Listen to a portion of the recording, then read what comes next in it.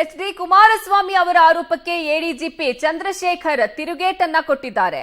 ಸಿಬ್ಬಂದಿಗೆ ಪತ್ರ ಬರೆದು ಧೈರ್ಯವನ್ನ ತುಂಬಿದ್ದಾರೆ ಚಂದ್ರಶೇಖರ್ ಮೇಲೆ ಅಕ್ರಮ ಆಸ್ತಿ ಆರೋಪವನ್ನ ಮಾಡಿದ್ರು ಎಚ್ಡಿಕೆ. ನನ್ನ ಮೇಲೆ ಸುಳ್ಳು ಆರೋಪದ ಜೊತೆ ಬೆದರಿಕೆಯನ್ನ ಹಾಕಿದ್ದಾರೆ. ಆರೋಪಿ ಎಚ್.ಡಿ. ಕುಮಾರಸ್ವಾಮಿ ಜಾಮೀನು ಪಡೆದಿದ್ದಾರೆ. ನಮ್ಮನ್ನು ಕುಗ್ಗಿಸುವ ಉದ್ದೇಶ ಹೊಂದಿದ್ದಾರೆ ಅಂತ ಎಡಿಜಿಪಿ ಚಂದ್ರಶೇಖರ್ ತಿರುಗೇಟನ್ನ ಕೊಟ್ಟಿದ್ದಾರೆ ಕೇಂದ್ರ ಸಚಿವ ಎಚ್.ಡಿ. ಕುಮಾರಸ್ವಾಮಿ ಅವರಿಗೆ. ಸಿಬ್ಬಂದಿಗೆ ಪತ್ರವನ್ನ ಬರೆದು ಧೈರ್ಯವನ್ನ ತುಂಬಿದ್ದಾರೆ ಚಂದ್ರಶೇಖರ್ ಮೇಲೆ ಅಕ್ರಮ ಆಸ್ತಿ ಆರೋಪವನ್ನ ಮಾಡಿದ್ರು ಎಚ್.ಡಿ. ಕುಮಾರಸ್ವಾಮಿ. ನನ್ನ ಮೇಲೆ ಸುಳ್ಳು ಆರೋಪದ ಜೊತೆ ಬೆದರಿಕೆಯನ್ನ ಹಾಕಿದ್ದಾರೆ. ಆರೋಪಿ ಎಚ್.ಡಿ. ಕುಮಾರಸ್ವಾಮಿ ಜಾಮೀನು ಪಡೆದಿದ್ದಾರೆ. ನಮ್ಮನ್ನ ಕುಗ್ಗಿಸುವ ಉದ್ದೇಶವನ್ನ ಹೊಂದಿದ್ದಾರೆ ಅಂತ ಎಡಿಜಿಪಿ ಚಂದ್ರಶೇಖರ್ ಉಲ್ಲೇಖ ಮಾಡಿದ್ದಾರೆ.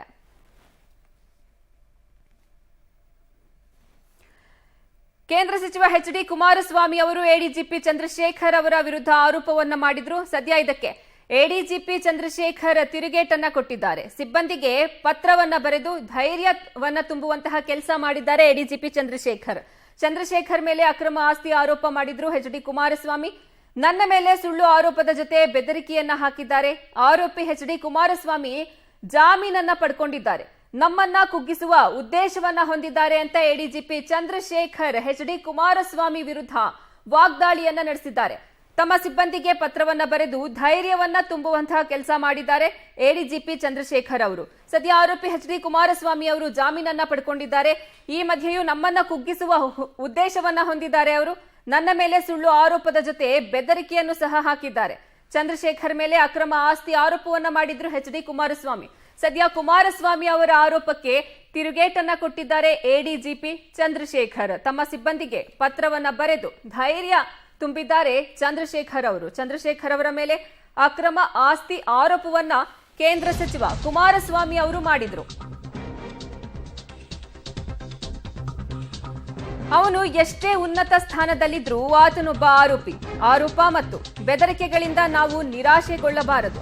ಎಸ್ಐಟಿ ಮುಖ್ಯಸ್ಥನಾಗಿ ನಾನು ಭಯವಿಲ್ಲದೆ ಕೆಲಸ ಮಾಡ್ತೀನಿ. ಪ್ರಕರಣದ ಸತ್ಯಾಸತ್ಯತೆಯನ್ನ ಹೊರಗೆ ತರ್ತೀನಿ. ಎಲ್ಲಾ ಬಾಹ್ಯ ಪ್ರಭಾವದಿಂದ ನಿಮ್ಮನ್ನ ರಕ್ಷಣೆ ಮಾಡ್ತೀನಿ. ಎಸ್ಐಟಿ ಅಧಿಕಾರಿ ಸಿಬ್ಬಂದಿಗೆ ಚಂದ್ರಶೇಖರ್ ಅವರು ಭರವಸೆಯನ್ನ ಕೊಟ್ಟಿದ್ದಾರೆ.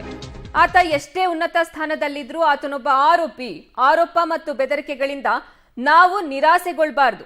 ಎಸ್ಐಟಿ ಮುಖ್ಯಸ್ಥನಾಗಿ ನಾನು ಭಯವಿಲ್ಲದೆ ಕೆಲಸವನ್ನ ಮಾಡ್ತೀನಿ. ಪ್ರಕರಣದ ಸತ್ಯಾಸತ್ಯತೆಯನ್ನ ಹೊರಗೆ ತರ್ತೀನಿ ಅಂತ ಎಡಿಜಿಪಿ ಚಂದ್ರಶೇಖರ್ ಅವರು ಹೇಳಿದ್ದಾರೆ. ಚಂದ್ರಶೇಖರ್ ಇಲ್ಲೆಲ್ಲ ಒಂದು ಬಿಲ್ಡಿಂಗ್ ಕಟ್ತಾನೆ, ರಾಜಕಾಲುವೆ ಮೇಲೆ ಕಟ್ತಾವನೆ, 38 ಅಂತಸ್ತು.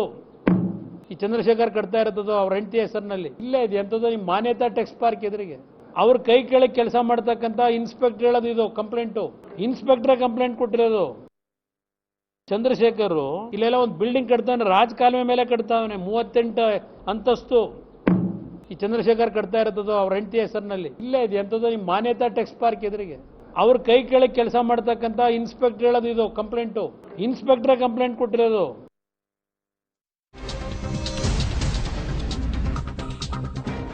ಹಂದಿಗಳೊಂದಿಗೆ ಎಂದಿಗೂ ಜಗಳಕ್ಕೆ ಇಳಿಬೇಡಿ. ಹಂದಿಗಳ ಜೊತೆಗೆ ಜಗಳಕ್ಕೆ ಇಳಿದ್ರೆ ನಾವು ಕೊಳಕಾಗ್ತೀವಿ. ಯಾಕಂದ್ರೆ ಹಂದಿಗಳು ಕೊಳಕನ್ನೇ ಇಷ್ಟಪಡುತ್ತವೆ. ಆದರೆ ನಮ್ಮ ಕರ್ತವ್ಯವನ್ನ ನಾವು ನಿರ್ವಹಣೆ ಮಾಡ್ತೀವಿ. ಕೆಲವೊಮ್ಮೆ ಅಪರಾಧಿಗಳು, ಆರೋಪಿಗಳು ನಮ್ಮ ಮೇಲೆ ಕೊಳಕನ್ನ ಎಸಿತಾರೆ. ಎಂದಿಗೂ ಭರವಸೆಯನ್ನ ಕಳೆದುಕೊಳ್ಳಬೇಡಿ. ಸತ್ಯಮೇವ ಜಯತೆ ಅಂತ ಎಡಿಜಿಪಿ ಚಂದ್ರಶೇಖರ್ ಅವರು ಸಿಬ್ಬಂದಿಗೆ ಬರೆದಂತಹ ಪತ್ರದಲ್ಲಿ ಈ ರೀತಿಯಾಗಿ ಉಲ್ಲೇಖವನ್ನ ಮಾಡಿದ್ದಾರೆ. ಸದ್ಯ ಎಚ್ಡಿಕೆ ಆರೋಪಕ್ಕೆ ಎಡಿಜಿಪಿ ಚಂದ್ರಶೇಖರ್ ಅವರು ತಿರುಗೇಟನ್ನ ಕೊಟ್ಟಿದ್ದಾರೆ. ತಮ್ಮ ಸಿಬ್ಬಂದಿಗೆ ಪತ್ರವನ್ನ ಬರೆದು ಧೈರ್ಯವನ್ನ ತುಂಬುವಂತಹ ಕೆಲಸ ಮಾಡಿದ್ದಾರೆ ಎಡಿಜಿಪಿ ಚಂದ್ರಶೇಖರ್ ಮೇಲೆ ಅಕ್ರಮ ಆಸ್ತಿ ಆರೋಪವನ್ನ ಕೇಂದ್ರ ಸಚಿವ ಎಚ್.ಡಿ. ಕುಮಾರಸ್ವಾಮಿ ಅವರು ಮಾಡಿದ್ರು. ಇದಕ್ಕೆ ತಿರುಗೇಟನ್ನ ಕೊಟ್ಟಿರುವಂತಹ ಎಡಿಜಿಪಿ ಚಂದ್ರಶೇಖರ್ ನನ್ನ ಮೇಲೆ ಸುಳ್ಳು ಆರೋಪದ ಜೊತೆ ಬೆದರಿಕೆಯನ್ನ ಹಾಕಿದ್ದಾರೆ ಅಂತ ಹೇಳಿದ್ದಾರೆ.